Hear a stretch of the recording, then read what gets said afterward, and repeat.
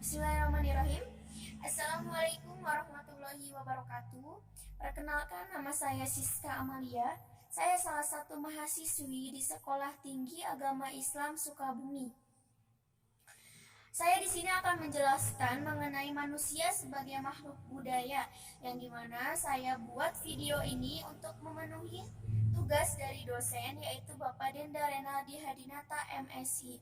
Sebelum lanjut ke pembahasan, saya di sini akan menjelaskan terlebih dahulu siapa itu manusia yang sebenarnya.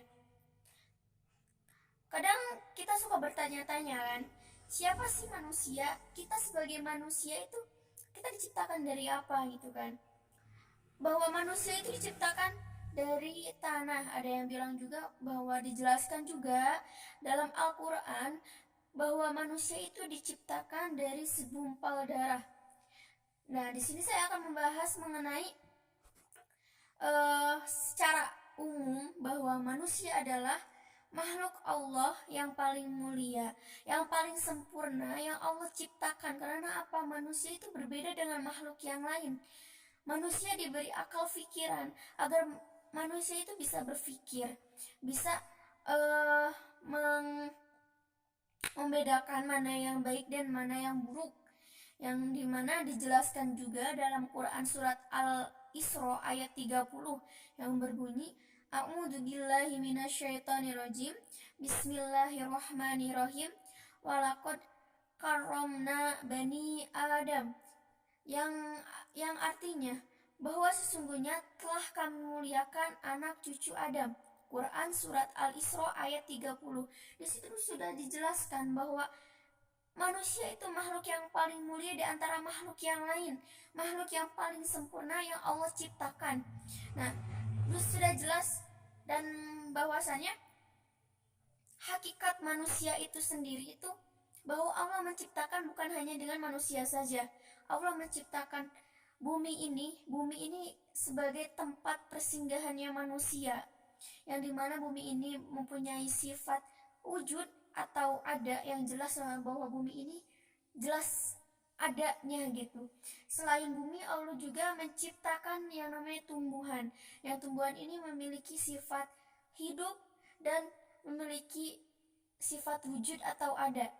Yang ketiga, Allah menciptakan yang namanya binatang. Binatang ini memiliki 3 sifat, yaitu memiliki sifat hidup, wujud atau ada, dan memiliki sifat hawa nafsu. Dan yang keempat, Allah menciptakan manusia. Nah, manusia inilah yang paling Allah sempurnakan dari makhluk-makhluk yang lain, yang paling Allah bedakan dari makhluk-makhluk yang lain.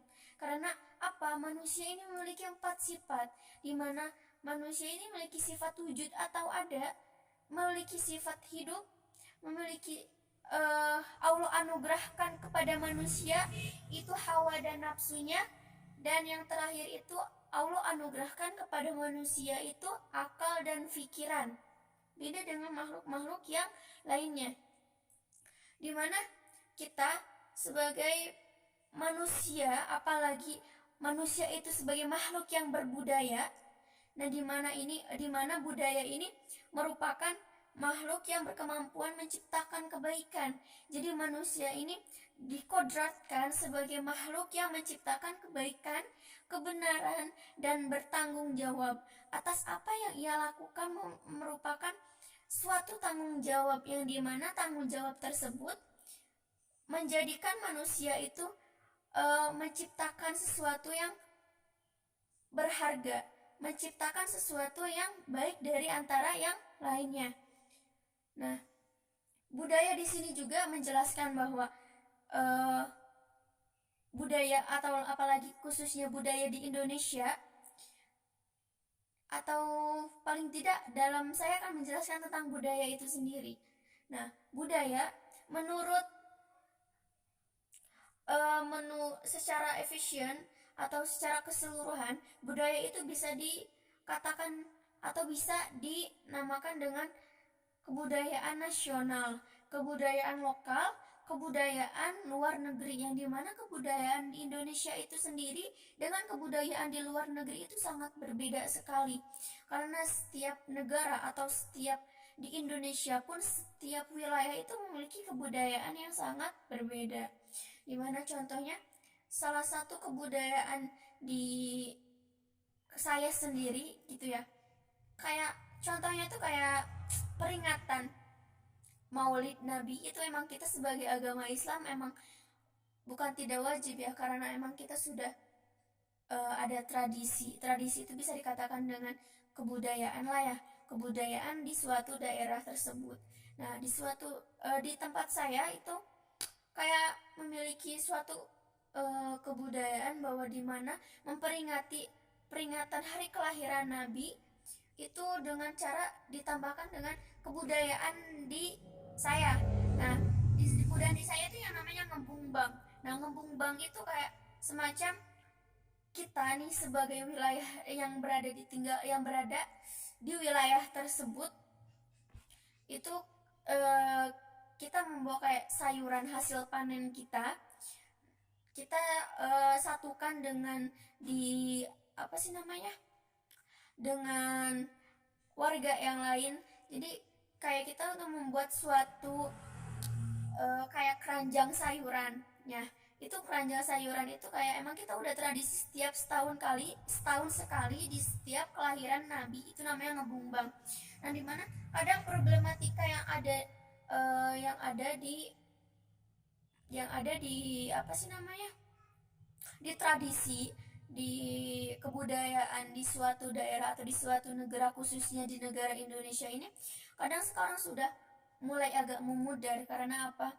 Karena suatu pengaruh atau mungkin pengaruh dari zaman ya, pengaruh dari kebudayaan yang mungkin semakin kesini semakin lebih canggih gitu kan.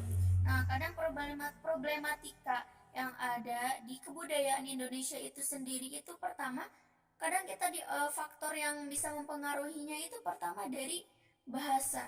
Kita sebagai warga Indonesia, bahasa resmi itu kan kita pakai menggunakan bahasa Indonesia yang resmi, yang baik dan benar kan. Nah mungkin untuk sekarang saya perhatikan bahwasannya kebudayaan Indonesia dari mulai bahasanya saja sudah mulai memudar. Karena apa? Bahasa yang dipakai oleh apalagi yang anak-anak muda zaman sekarang itu bisa dibilang bahasa gaul. Mereka menggunakan bahasa Indonesia tapi bahasa yang mungkin mereka bilangnya bahasa gaul, kayak percampuran dari bahasa. Contoh dari kita lihat kejadian di daerah Sumatera Barat ya. Sumatera Barat mereka menggunakan, anak-anak mudanya itu mereka menggunakan bahasa Betawi campur dengan bahasa Minang. Contohnya tuh kayak kamalu, nggak tahu loh gitu dong, nggak tahu dong gitu kan. Yang dimana itu bahasanya sudah bercampur padu. Jadi kayak udah apa ya?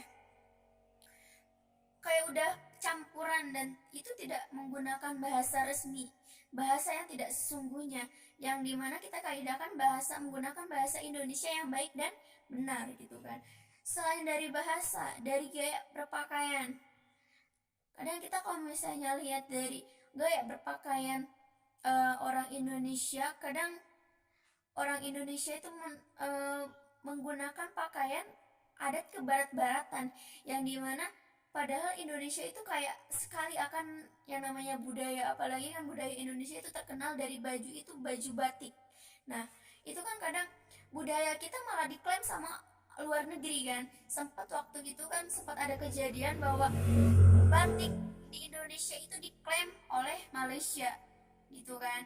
Nah selain dari pakaian, dari makanan, kebudayaan kita istilahnya kan kita terkenal, apalagi salah satunya tuh terkenal yang namanya tempe.